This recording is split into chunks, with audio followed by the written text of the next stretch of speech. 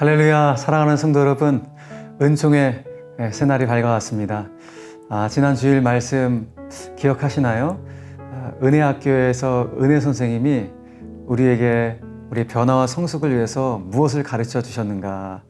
그 중에서 정말 핵심이 신중함과 의로움과 경건함으로 살아내자 그랬는데, 여러분 그렇게 계속 살아오셨죠? 남은 한 주간도 우리의 뒷모습도 아름답고 앞모습도 아름다울 수 있는 그런 멋진 삶, 아름다운 삶으로 승리할 수 있는 저와 여러분들이 되기를 간절히 바랍니다. 자, 오늘 우리에게 주시는 하나님 말씀은 오늘 수요일 본문 고린도전서 13장 1절에서 13절, 13장 전체를 우리 같이 한번 묵상하도록 하겠습니다. 제가 봉독해 드리겠습니다.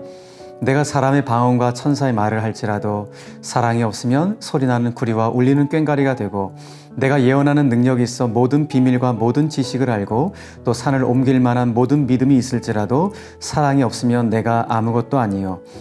내가 내게 있는 모든 것으로 구제하고 또 내 몸을 불사르게 내줄지라도 사랑이 없으면 내게 아무 유익이 없느니라. 사랑은 오래 참고 사랑은 온유하며 시기하지 아니하며 사랑은 자랑하지 아니하며 교만하지 아니하며 무례히 행하지 아니하며 자기의 유익을 구하지 아니하며 성내지 아니하며 악한 것을 생각하지 아니하며 불의를 기뻐하지 아니하며 진리와 함께 기뻐하고 모든 것을 참으며 모든 것을 믿으며 모든 것을 바라며 모든 것을 견디느니라. 사랑은 언제까지나 떨어지지 아니하되 예언도 패하고 방언도 그치고 지식도 패하리라. 우리는 부분적으로 알고 부분적으로 예언하니 온전한 것이 올 때에는 부분적으로 하던 것이 패하리라.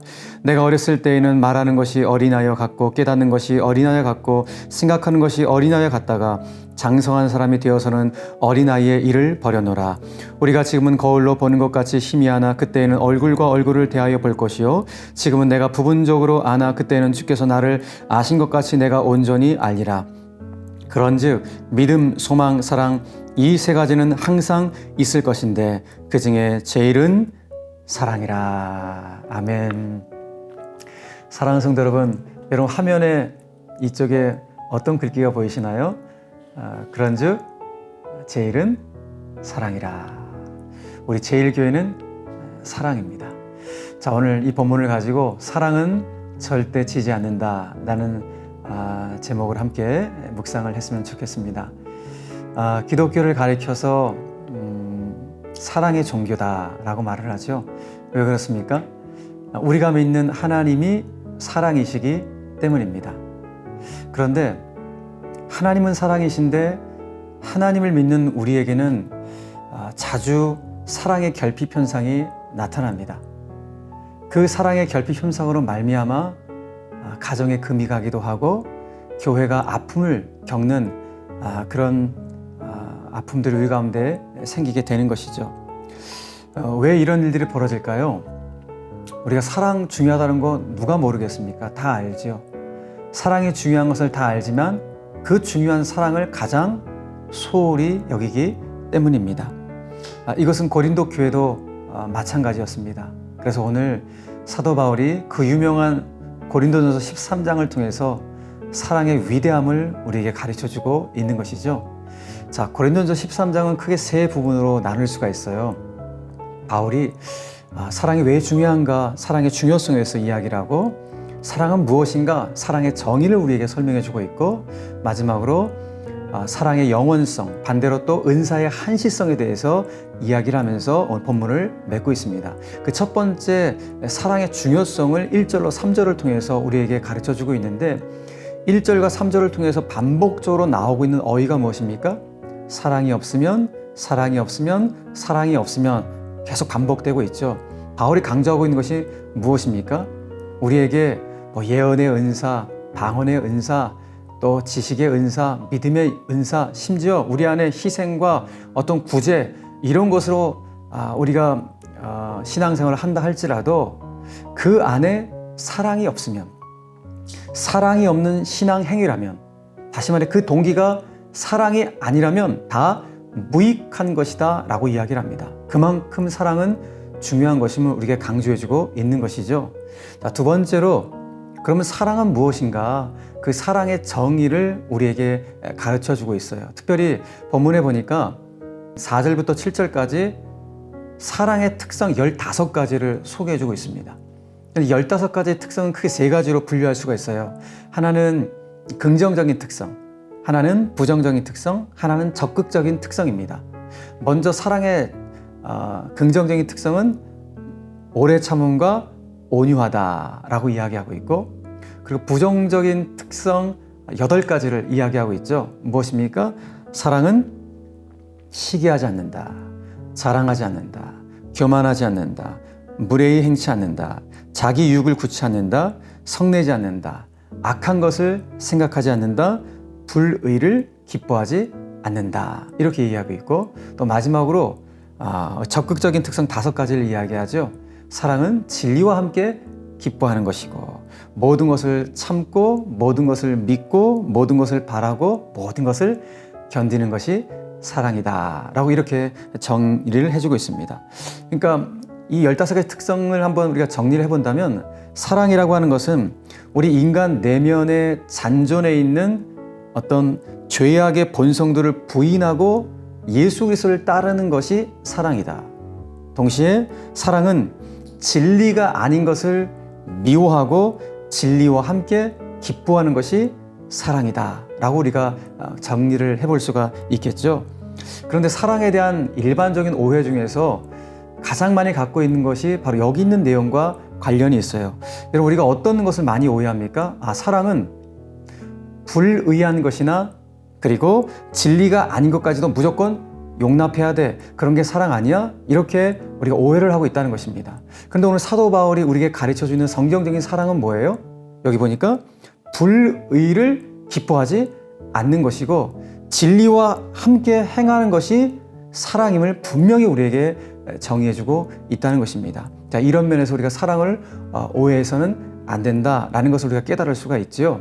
자, 마지막 3번째로 이제 바울은 8절부터 마지막 13절을 통해서 사랑은 영원하다, 반면에 은사, 여러분들이 그렇게 소중히 여기는 은사는 다 한시적인 것이다 라는 것을 강조해주고 있어요. 자, 8절 말씀 보십시오.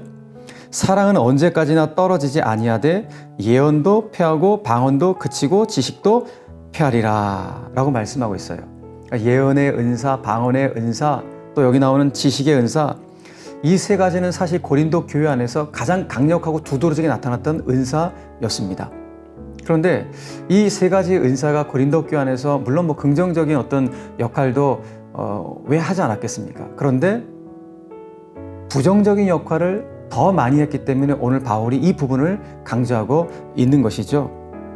왜냐하면 이 3가지 은사, 예언, 방언, 지식의 은사가 고린도 교회 성도들이 자기들의 어떤 자랑과 연결이 됨으로 말미암아 교회 안의 무질서와 그리고 어떤 교회 파당을 이루는데 가장 중요한 요소로 작용이 되었기 때문입니다. 우리가 이런 강력한 예언의 은사, 방언의 은사, 지식의 은사를 가졌다면서 사람들을 깔보고 하대하는 일들이 교회 안에서 비일비재하게 일어나게 되었던 것입니다. 여러분, 그래서 오늘 바울이 강조하는 것이 무엇입니까? 이렇게 얘기하는 거예요. 고린도 교회 성도 여러분, 여러분들이 그토록 소중히 여기는 예언과 방언과 지식의 은사는 이거 다 한시적인 은사들입니다. 그런 은사들은 주님이 오시는 날 다 없어져 버리고 말 것들입니다. 그러나 그 자체로 온전한 사랑의 은사만은 영원히 남을 것이기 때문에 영원한 사랑의 은사를 더욱 사모하라는 것입니다. 자, 그러면서 바울은 그 유명한 이제 고린도전서 13장 13절 말씀으로 오늘 본문을 마무리합니다. 13절 말씀 보십시오. 그런즉 믿음, 소망, 사랑 이 3가지는 항상 있을 것인데 그 중에 제일은 사랑이라. 여러분, 엄밀히 말하면 믿음과 소망조차도 주님 오실 때까지만 필요한 거예요. 그렇죠? 여러분, 그때가 되면 바라는 것들의 실상이요 보지 못하는 것들의 증거인 믿음도 필요 없게 됩니다.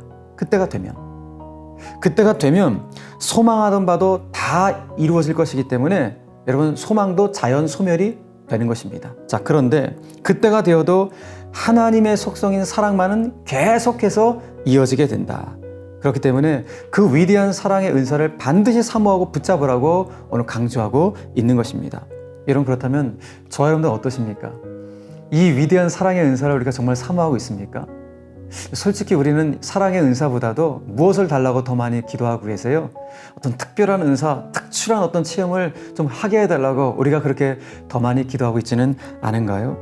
여러분, 사실 우리는 가장 중요한 사랑의 은사에 대해서 너무 무관심하고 무감각했던 우리 자신의 모습을 돌아볼 수가 있습니다. 그래서 공동체 안에서도 오늘 내 몸을 막 불사르게 내어줄지라도 그렇게 헌신하고 희생함에도 불구하고 정작 그 희생과 헌신이 지체들에 대한, 영혼들에 대한 사랑이 없이 내가 헌신하고 나타나려고 하지는 않았는지 오늘 이 말씀을 통해서 우리 자신의 모습을 한번 돌아볼 필요가 있는 것입니다.